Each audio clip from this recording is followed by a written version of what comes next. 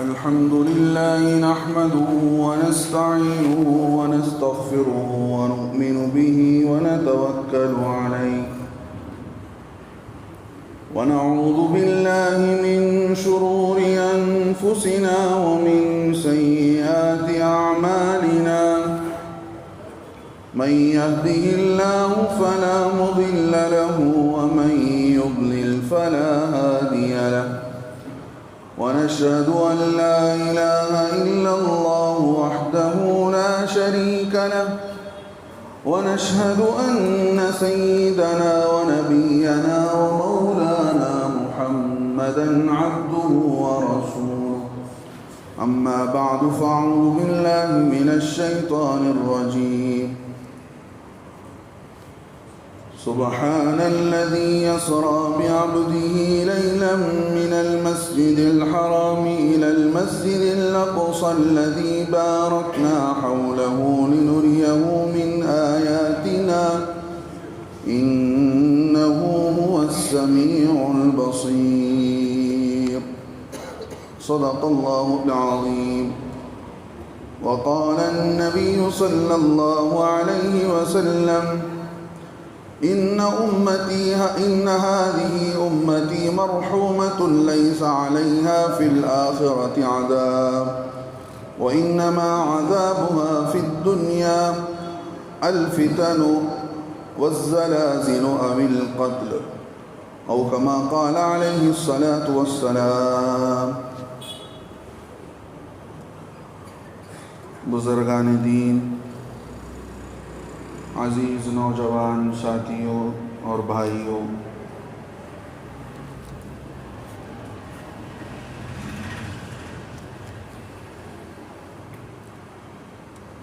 آج کا یہ دن پورے ہندوستان کے مسلمانوں کے حق میں ہمارے علماء ہندوستان نے یہ اعلان کیا تھا کہ زیادہ سے زیادہ آج کے دن مسجد اقصی اور اس کے آس پاس میں آباد مظلوم مسلمانوں کے حق میں روزہ رکھ کر اللہ کے دربار میں عاجزی کی جائے اور جمعے کے دن کے مبارک گھڑیوں میں اللہ سے ان مظلوم اور معصوم بچے اور عورتوں کے حق میں دعائیں کی جائیں. چونکہ جمعے کا تصور ایک عبادت سے جڑا ہوا ہوتا ہے، جمعے کے دن کی اہمیت سارے دنوں کے سردار کے ہونے پر ہے، تو اس لیے اس میں عام طور پر مسلمان عبادات میں لگے رہتے ہیں، لیکن اس عبادت کے موقع پر جس کو عید المؤمن سے تعبیر کیا گیا کہ جمعہ جو ہے ایک عید جیسا ہے لیکن عید تو نہیں ہے، لہذا اسی جمعے کی خاص روزے رکھنے کے لیے بھی منع تو کیا گیا کہ خاص طور پر جمعے کا روزہ رکھا ہے کوئی آدمی، لیکن حالات اس بات کے تقاضا کرتے ہیں کہ اللہ کے سامنے ہم روئیں اور گڑ گڑائیں، اپنے گناہوں پر شرمندہ ہوں اور مظلوموں کے حق میں اللہ سے فریاد کریں. دنیا کے اندر ظلم و بربریت کا دورہ ہے. یوں سمجھا جا رہا ہے کہ جس کی لاٹھی ہے اسی کی بھینس بھی ہے. ہر آدمی یہ سوچ رہا ہے کہ میرے ہاتھ میں لاٹھی ہے تو ظاہر سے بات یہ جانور بھی میرا ہوگا. تو اس طرح ایک ظلم اور زیادتی اور خون خرابہ عام ہوتا جا رہا ہے. یوں سمجھ لیجئے کہ وہ ساری نشانیاں پیارے آقا صلی اللہ علیہ وسلم نے بدامنی کی، قتل و غارت گیری کی اور خوف کی، جو اللہ کے نبی علیہ السلام نے احادیث میں بیان فرمایا کہ قرب قیامت میں حالات بگڑتے چلے جائیں گے اور جو ہے ظلم و زیادتی عام ہوتی چلی جائے گی، وہ آنکھوں سے گویا دیکھنے کو مل رہا ہے، اور سمجھدار کے لیے یہ اشارہ نہیں بلکہ کھلی ہوئی دلیل ہے، کھلا پروف ہے، یہ بتا رہا ہے کہ آنے والے دن اس سے بھی خطرناک ہو سکتے ہیں اور حالات پر حالات آ سکتے ہیں، لیکن ایمان والوں سے ہمیشہ یہی کہا گیا کہ یہ دنیا امتحان کا گھر ہے، آزمائش کی جگہ ہے، یہاں ہمیں صبر کو مضبوطی کے ساتھ اپنے ساتھ چمٹے رہنا پڑے گا اور اللہ کو ہر حال میں راضی کرنا پڑے گا۔ دنیا کی زندگی کو مقصد بنائے بغیر جو دشمن طاقتیں دنیا کے اندر دندناتی پھر رہی ہیں، اپنے طاقت اور اپنے استطاعت کے بقدر ان کو بائیکاٹ کرنا پڑے گا اور ان کو جو ہے ان سے نفرت اور بیزارگی ظاہر کرنی پڑے گی۔ روایتوں میں لکھا ہے کہ مسلم شریف کی روایت ہے، اس میں بتایا گیا کہ بیت اللہ شریف، بیت اللہ کعبۃ اللہ کی جو عمارت ہے اس کے 40 سال کے بعد وہ مسجد تعمیر ہوئی، مسجد الاقصی۔ مسجد اقصی کی گویا دنیا کی دوسری مسجد، مسجد نبوی کا دور تو بہت بعد میں آیا ہے، اس کا وجود تو بہت بعد میں ہوا ہے، لیکن یہ مسجد اقصی کا وجود تو پہلے ہی ہو چکا۔ اور ایک روایت میں یہ بتایا گیا کہ حضرت آدم علیہ السلام کی پیدائش سے 2000 سال پہلے فرشتوں نے بیت اللہ کی تعمیر کی، اور پھر جو ہے اس مسجد اقصی کی تعمیر حضرت نوح علیہ السلام کے بیٹے سام، جن کا نام تھا سین الف میم، سام جن کا نام تھا، انہوں نے اس مسجد اقصی کی تعمیر کی۔ اس طرح کی روایتیں آتی ہیں، اور بعض تو دونوں کو بتاتے ہیں کہ حضرت آدم علیہ السلام نے بھی، اور بلکہ حضرت سام بن نوح نے آ کر اس علاقے کو آباد کیا۔ وہ علاقہ مسجد اقصی کا حضرت نوح علیہ السلام کی ذریت سے آباد ہوا، یہ بھی ایک روایت میں آتا ہے۔ لیکن 40 سال کا فرق جو بتایا گیا مسلم شریف کی روایت کے اندر کہ مسجد حرام اور مسجد اقصی کی تعمیر کے بیچ میں 40 دن کا فرق تھا، اور جیسے پچھلے جمعہ آپ حضرات کے سامنے یہ بات آئی، غالب گمان یہی ہے کہ حضرت ابراہیم علیہ السلام اللہ نے وہاں بیت اللہ کی تعمیر کا کام لیا، گویا وہ مؤسس نہیں تھے، فاؤنڈر نہیں تھے، بلکہ انہوں نے رینیو کیا تھا، اس کو دوبارہ تجدید کیا تھا۔ اس طرح گویا یہاں اس گھر کی بھی اللہ رب العزت کے فرشتوں کے ہاتھوں اس گھر کی بھی بنیاد رکھی گئی ہو۔ روایات مختلف ہیں، روایات مختلف ہیں، بعض کہتے ہیں کہ اس گھر کو فرشتوں نے بنایا، پھر حضرت آدم علیہ السلام نے بنایا، پھر حضرت سام بن نوح نے بنایا، پھر ایک روایت میں آتا ہے کہ حضرت داؤد اور سلیمان علیہ السلام نے بنایا۔ اگر ان کے زمانے کو دیکھا جائے تو پہلے انسانوں کی تخلیق سے پہلے فرشتوں نے بنایا ہو، ایسا بھی ہو سکتا ہے، پھر اس کے بعد حضرت آدم علیہ السلام نے اس کو رینیو کیا ہو دوسری مرتبہ، ایسا بھی ہو سکتا ہے، پھر اس کے بعد حضرت نوح علیہ السلام کے بیٹے سام نے اس کو پھر اس کی تجدید کی ہو، پھر اس کو بنایا ہو کسی کے گرانے کی وجہ سے، ایسا بھی ہو سکتا ہے۔ لیکن حضرت سلیمان علیہ السلام اس مسجد کے فاؤنڈر نہیں تھے، بلکہ انہوں نے بھی اس مسجد کی تجدید کی، رینیو کیا، جیسا کہ حضرت ابراہیم علیہ السلام نے کعبۃ اللہ کی انہی بنیادوں پر کعبۃ اللہ کو رینیو کیا تھا۔ تو میرے دوستو بزرگوں، اللہ رب العزت نے اس مسجد کو قبلہ بنایا تھا۔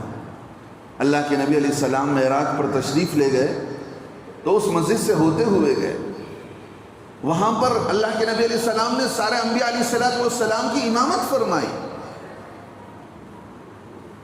مسجد اقصی کی فضیلت ایسی ہے، گویا ایک حدیث میں یہ بتایا گیا وہاں جو نماز پڑھتا ہے اس کے گناہ معاف کر دیے جاتے ہیں، اور ایک حدیث میں بتایا گیا کہ 20,000 نمازوں کا ثواب وہاں پر ایک نماز پڑھنے پر دیا جاتا ہے۔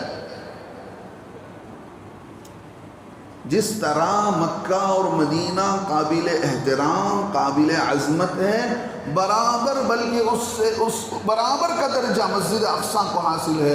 وہ بھی حرم ہے، حرم شریف جس کو ہم کہتے ہیں کعبۃ اللہ کو، گویا مسجد اقصیٰ وہ پوری زمین حرم ہے۔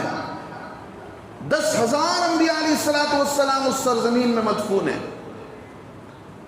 اندازہ کر کے دیکھیں، جس نبی کے جسم کو اللہ نے مٹی پر حرام کر دیا ہو، کوئی کیڑا نبی علیہ السلام انبیاء کے جسم کو کھاتا نہیں ہے، کوئی مٹی نبی کے جسم کو کھاتی نہیں ہے۔ نبی انبیاء علیہ السلام اپنے قبروں میں زندہ ہوتے ہیں، حدیث پاک میں آتا ہے وہ زندہ ہوتے ہیں، لہذا انبیاء کو موت نہیں آئی ہے، وہ دنیا بدل چکے ہیں، ان کی روح پرواز ہوئی تو وہ ایک عالم سے دوسرے عالم میں گئے ہیں۔ تو معلوم یہ ہوا کہ ایسی مقدس سرزمین جہاں 10,000 انبیاء علیہ السلام مدفون ہوں، اللہ نے جس کو حرم بنایا ہو اور قابل عظمت جگہ بنائی ہو، اور اللہ خود فرماتے ہیں کہ ہم نے مسجد اقصیٰ کے آس پاس کے علاقے کو برکت والی زمین بنایا ہے، تو علماء فرماتے ہیں کہ مسجد اقصیٰ کی جب آس پاس کی زمین برکت والی ہے تو مسجد اقصیٰ کا وہ حصہ جہاں پر عین مسجد ہے اور سلیمان علیہ السلام کی بنائی ہوئی وہ عمارت جو آج گری ہوئی ہے، وہ کتنی برکت والی ہوگی۔ میرے دوستو بزرگوں، اللہ رب العزت کا کچھ فیصلہ اور تھا، چونکہ جو بھی نبی آئے وہ اسی گھر سے ملحق رہے، اسی گھر سے جڑے رہے، سوائے حضرت ابراہیم علیہ السلام اور ان کے بعد کے انبیاء۔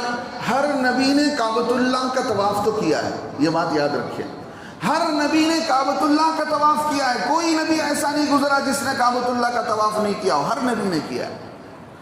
لیکن زیادہ تر واقعات انبیاء علیہ السلام کی کسی زمین سے، کسی مسجد سے، کسی مقدس جگہ سے وابستہ ہے تو وہ مسجد اقصیٰ اور ملک شام کی زمین سے وابستہ ہے۔ وہاں پر تو قدم قدم پر تاریخیں، قدم قدم پر انوارات، قدم قدم پر برکات۔ ایسی بابرکت زمین ملک شام کی احادیث کے اندر آتا ہے کہ یہ زمین ساری زمینوں کے حصوں میں بہتر زمین ہے اور بہتر ٹکڑا ہے، برکت کی جگہ۔ لیکن ایسی برکت کی جگہ امتحان کی جگہ کیوں بنی ہوئی ہے؟ قتل گاہ کیوں بنی ہوئی ہے؟ مظلوموں کی آہ و فریاد وہاں پر کیوں ہو رہی ہیں؟ ظالم وہاں کیوں دندناتا پھر رہا ہے؟ کیا اللہ رب العزت کی طاقت نعوذ باللہ عاجز آ گئی ان ظالموں کے سامنے؟ کیا ان کے پلاننگ اور منصوبوں کے سامنے اللہ کے منصوبے ختم ہو گئے نعوذ باللہ؟ اللہ رب العزت کے کچھ فیصلے ہیں، اللہ رب العزت نے لوگوں کو، ظالموں کو ڈھیل دے رکھا ہے۔ اللہ فرماتے ہیں ظالم لوگ جو دنیا کے اندر ہوتے ہیں وہ ہمیں بھلا دیتے ہیں اور ہمارے نبیوں کو، ہماری کتابوں کو ایسے بھلا دیتے ہیں کہ گویا اللہ کا اور نبیوں کا، آسمانی کتابوں کا ان کی زندگی سے کوئی ریلیشن نہیں ہے۔ ہمارا معاملہ ظالموں کے ساتھ کیا ہوتا ہے؟ اللہ فرماتے ہیں فَلَمَّا نَسُوا مَا ذُكِّرُوا بِهِ فَتَحْنَا عَلَيْهِمْ أَبْوَابَ كُلِّ شَيْءٍ۔ ان ظالموں کو پوری سزا دینی ہم طے کر لیتے ہیں تو پھر ان پر ہم فتوحات کے دروازے کھول دیتے ہیں، انہیں مال بھی دیا جاتا ہے، انہیں یہ اکانومی طور پر بھی مضبوط ہو جاتے ہیں، فائنینشلی طور پر بھی مضبوط ہو جاتے ہیں، ان کے پاس ہتھیار بھی آ جاتے ہیں، طاقت بھی آ جاتی ہے، دوسرے ظالم ممالک بھی ان کو ساتھ دینے لگتے ہیں، پر ہر چیز کی فراوانی ہے، کھول دیا جاتا ہے۔ حَتَّى إِذَا فَرِحُوا بِمَا أُوتُوا، لوگوں سنو، ہمارا انداز ہی اور ہے، ہمارے بدلے لینے کا، ہمارے فیصلہ چکانے کا انداز ہی اور ہے۔ حَتَّى إِذَا فَرِحُوا بِمَا أُوتُوا، جو اللہ نے دے رکھا ہے مال کی شکل میں، ہتھیار کی شکل میں، زمینوں کی شکل میں، سپر پاور کی شکل میں، فریحو، دندناتے پھرتے ہیں، ناچتے پھرتے ہیں، ہماری طاقت ہے، ہم سپر پاور ہیں، ہماری میجارٹی ہے اور ہم ہی سب کچھ ہیں۔ اللہ فرماتے ہیں اخذناہم بغتتاً، اچانک ان کے پیروں کے نیچے سے زمین ایسی ہم کھسکاتے ہیں، اچانک کی پکڑ ایسی آتی ہے ان پر، وہم لا یشعرون، ان کے ہوش و حواس گم ہو جاتے ہیں، عقلیں ان کے کام کرنے نہیں لگتی، پریشان ہو جاتے ہیں کہ یہ کیا ہو گیا، یہ کیسے ہو گیا۔ وہ دن آئے گا، دنیا ہی کے اندر آئے گا، اسی اسرائیل کے اندر ایسی جگہ موجود ہے جس کو لد کہا گیا، باب اللد، حدیث کے اندر موجود ہے۔ اس باب اللد پر حضرت عیسیٰ علیہ السلام ان اسرائیلیوں، ان یہودیوں کے امام جس کا ان کو انتظار ہے دجال کا، وہاں اس کا خاتمہ کریں گے، اس کا قتل کریں گے، اور وہاں پر ایک کنواں موجود ہے، وہاں پر ایک درخت موجود ہے، اس درخت کو اس حکومت نے ختم کرنے کی پوری کوشش کی، لیکن وہ درخت کو زمین سے مٹا نہیں سکے، اس کنویں کو بند کرنے کی پوری کوشش کی، اس کنویں کو کچھ نہیں کر پائے۔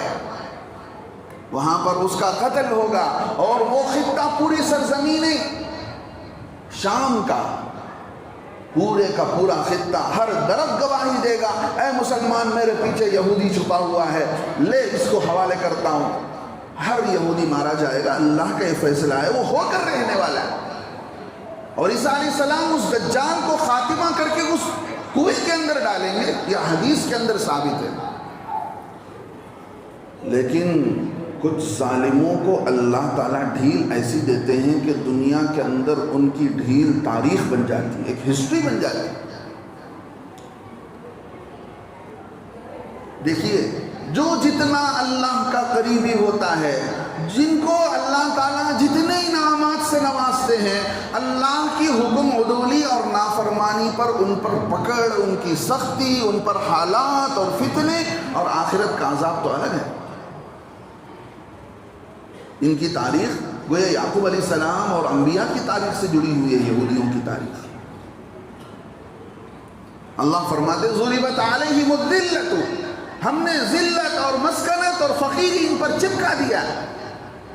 ان کی ریڑھ کی ہڈی اگر ہے تو پورا سود کا سسٹم ہے، پوری دنیا کا سود کا سسٹم ہے، یہ سود پر ان کی پوری معیشت ہے، ان کا پورا فائنینشیل سسٹم اسی سود پر ہے، جس کو مختلف اسکیموں کے ذریعے سے، الگ الگ ناموں کے ذریعے سے، الگ الگ طریقوں کے ذریعے سے بینکوں کے اندر اور کمپنیوں کے اندر آپ کے کار خریدنے کے موقع پر، گھر کے لون کے موقع پر، پتہ نہیں کیسے کیسے ناموں سے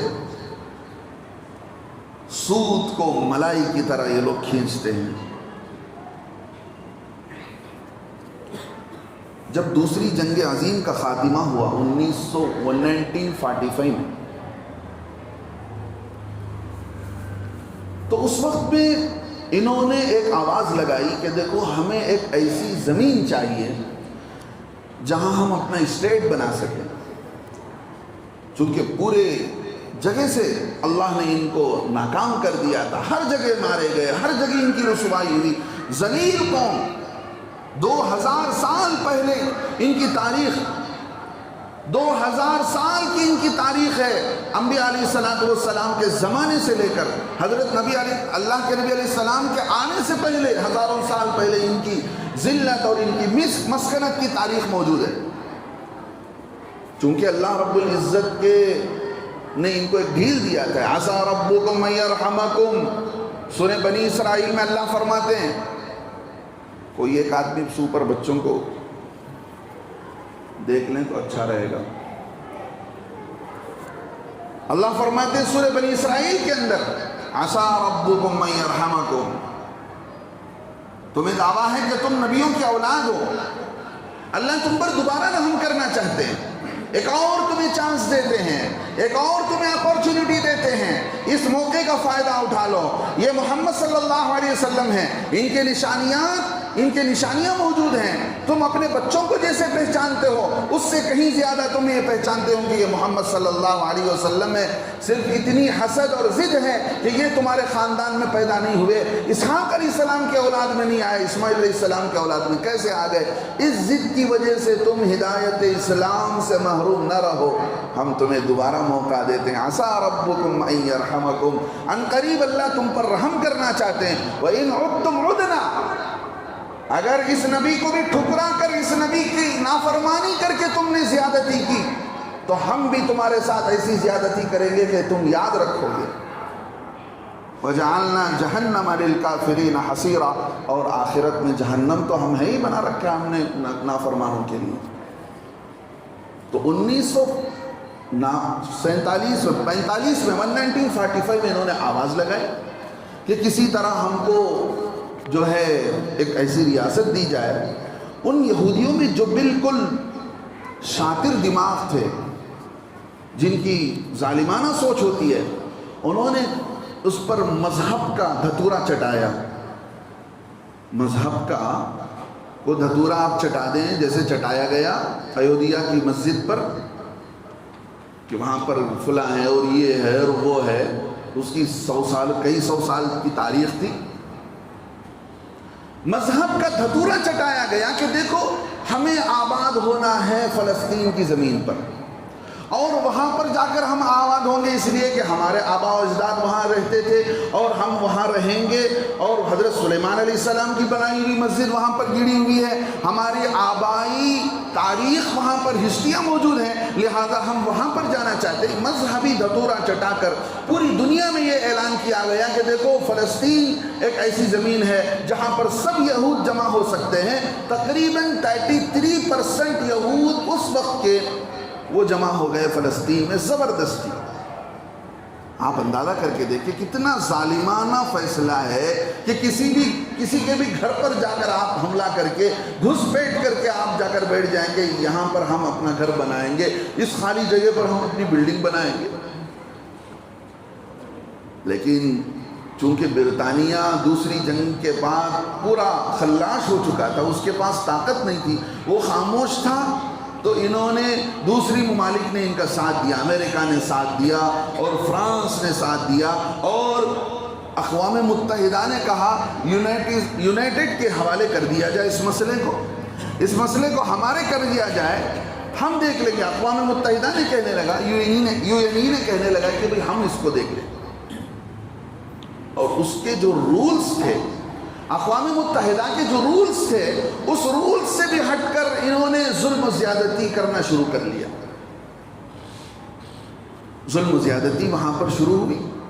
ظلم و زیادتی کرتے ہوئے اب جو ہے چونکہ مصر قریب میں تھا, سیریا کی زمین تھی, اور ادھر جو ہے اور دوسری لبنان تھا, ادھر سے اردن وہاں پر آباد تھے علاقے, لہذا وہاں پر لڑائی شروع ہوئی.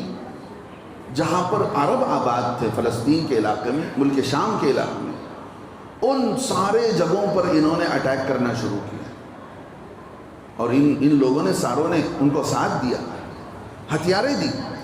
لہذا اس پر اٹیک شروع ہوا.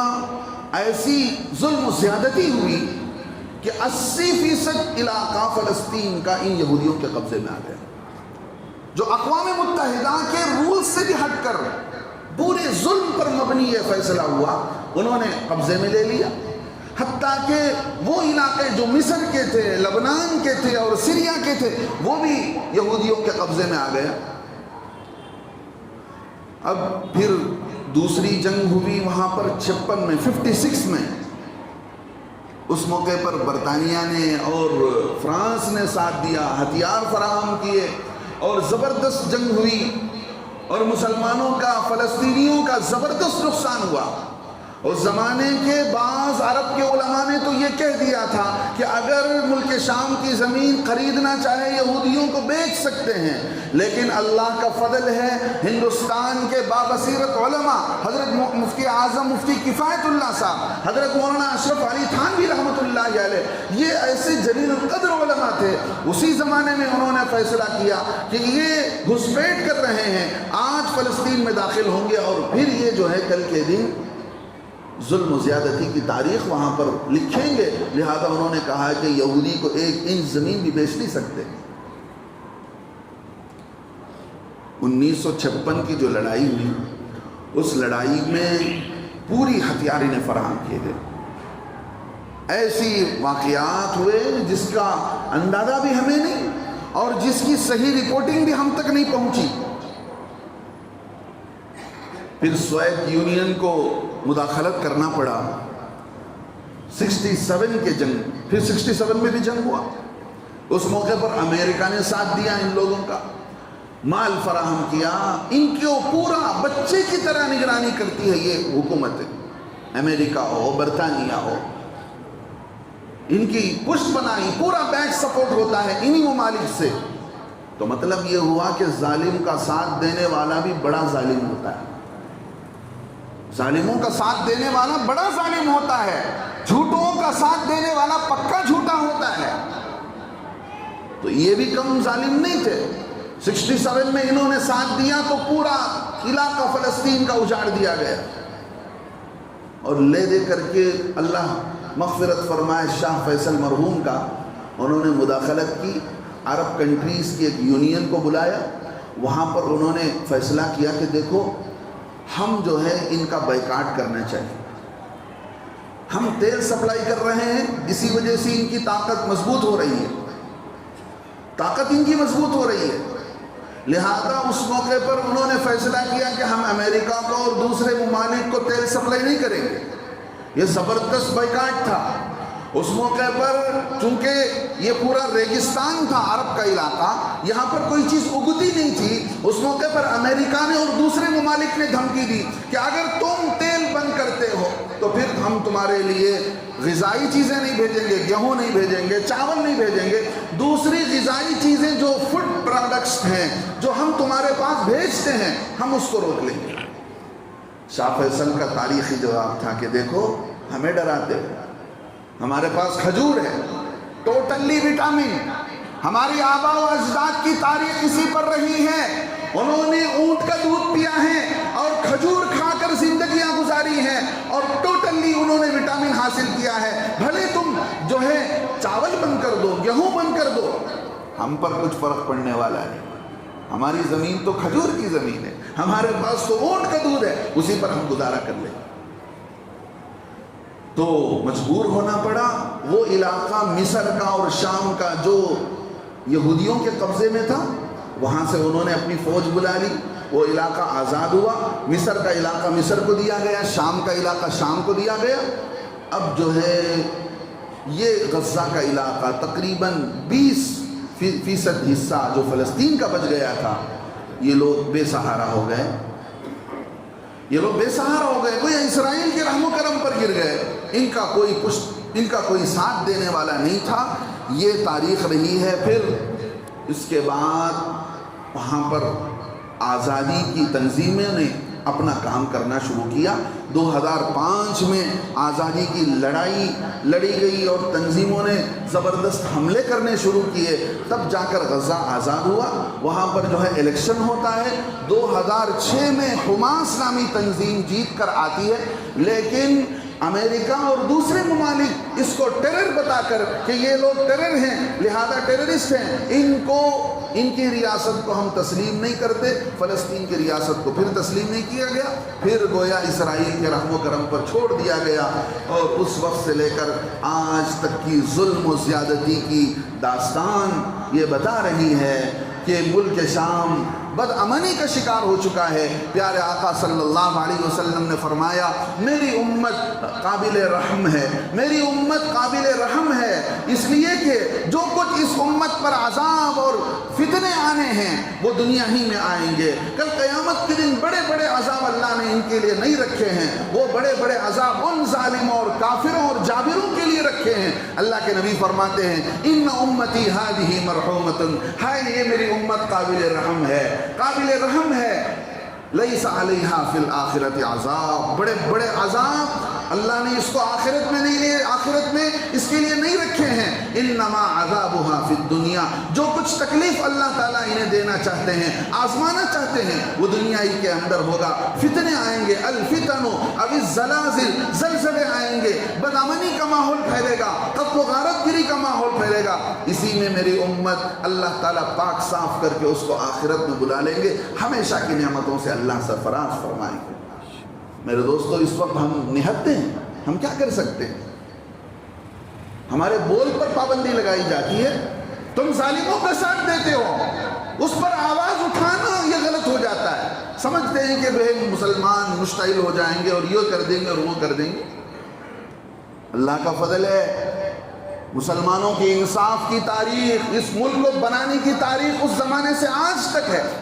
ہم نے نہیں بگاڑا تو اوروں نے بگاڑا، اور ماضی قریب میں کس نے بگاڑا؟ پوری تاریخ گواہ ہے کہ اس ملک کے امن کو، شانتی کو، یہاں کی بھائی چارگی کو، یہاں کے انصاف کے ماحول کو کس نے برباد کیا، ساری دنیا جانتی ہے۔ لہذا ہم یہی کہتے ہیں، اللہ سے دعائیں کریں گے۔ 729 یہ کوڈ ہے اسرائیل کے پروڈکٹ کا۔ جتنی اسرائیل کے پروڈکٹ ہیں آپ ہاتھ میں لیتے ہیں، دیکھیے کہ اگر یہ کوڈ ہے تو آپ کی ایمانی غیرت اس کو پورے کا پورا ختم کر دینے کے لیے آمادہ ہونا چاہیے۔ عراق کے اندر یہ کام شروع ہو چکا ہے، بائیکاٹ کیا جا رہا ہے، اور دوسرے مسلمان بھی اس پر آمادہ ہو رہے ہیں۔ لہذا آپ بھی اللہ سے دعا کیجئے، آج ایک دن کا روزہ نہیں، مسلسل روزہ رکھیے۔ اللہ کے نبی علیہ السلام نے فرمایا، ایمان والے آپس میں ایک دوسرے کے ایک جسم کی طرح ہے، ایک جسم کا ایک حصہ تڑپتا ہے تو پورا حصہ تڑپنا چاہیے۔ یہ ایمانی اخوت اور بھائی چارگی کی نشانی ہے کہ ہم ان لوگوں کے لیے تڑپیں، اللہ سے مانگیں، اور ظالموں کا بائیکاٹ کریں، ان کے پروڈکٹس کا بائیکاٹ کریں، اللہ سے مانگتے رہیں اپنے طور پر جو کچھ ہم کر سکتے ہیں۔ یاد رکھیے گا، دنیا کے اندر اس سے پہلے بھی میں نے کہا تھا، دنیا کے اندر کرپشن کر کے حکومت تو چل جائے گی، لیکن ظلم و زیادتی کے ساتھ زیادہ دن حکومتیں نہیں چلتی ہیں۔ اللہ نے رسی ڈھیل چھوڑ رکھی ہے، کہیں اللہ کا فیصلہ ڈھیلا نہیں ہوا ہے۔ اللہ وقت پر جو کچھ قدم اٹھائیں گے، دنیا دیکھتی رہ جائے گی، ان قریب ان کا خاتمہ ہوگا۔ یہ چند دنوں کا معاملہ ہے، لیکن ہم بھڑکنا نہیں ہے۔ واٹس ایپ کے اندر اور فیس بک کے اندر اس طرح کوئی بھڑکیلی باتیں نہ کریں۔ اس وقت پورے طور پر ہمارے پر شکنجے کسے گئے، ہم زیادہ تر جذبات کا اظہار نہ کریں، ہم نہتے ہیں، ہمارے پاس کچھ نہیں ہے، ہم اللہ سے روئیں، گڑ گڑائیں، روزہ رکھیں، اللہ سے مانگیں، جو عملی طور پر فیلڈ میں جو ہے ہم ان لوگوں کے پروڈکٹس کا بائیکاٹ کریں۔ اللہ سے دعا ہے اللہ تعالی ہم سب کو صحیح دینی ایمانی سوچ سمجھ نصیب فرمائے۔ وہ تاریخ جو یہ رقم کر رہے ہیں ظلم و زیادتی کی، ایسا نہیں کہ سارے یہود یہ خیال کے، دوسرے ملک ممالک میں، امریکہ کے اندر، فرانس کے اندر جو یہود ہیں وہ یہ آواز لگا رہے ہیں، میں نے دیکھا میڈیا کے اندر، وہ یہ کہتے ہیں ہماری یہودیت کو آپ بدنام مت کرو، ہماری یہودیت کو بدنام مت کرو۔ سارے ایک خیال کے نہیں ہیں۔ دیکھیے، یہ جو یہودی ہیں اس وقت میں یہ چاہتے ہیں کہ ہم گریٹر اسرائیل بنائیں، تو وہ کہتے ہیں کہ بھئی کیوں خواہ ہنگامہ ہو، شور شرابہ ہو اور لڑائیاں ہوں، اور اس کے پیچھے تب جا کر ہم وہاں پر تسلط اپنا قبضہ قائم کریں۔ ہمیں تو سود چاہیے، ہمیں لوگوں کا کرائم ملائی چاہیے، ہم اپنے منصوبوں اور پلاننگ کے ذریعے سے ہر جگہ کا ملائی کاٹتے رہیں گے، پیسہ آتا رہے گا سود کے ذریعے سے، یہی کافی ہے۔ لہذا یہی کام کر رہے ہیں۔ ان کا جو بھی منصوبہ ہو اللہ رب العزت اس کا بدلہ دینے والے ہیں۔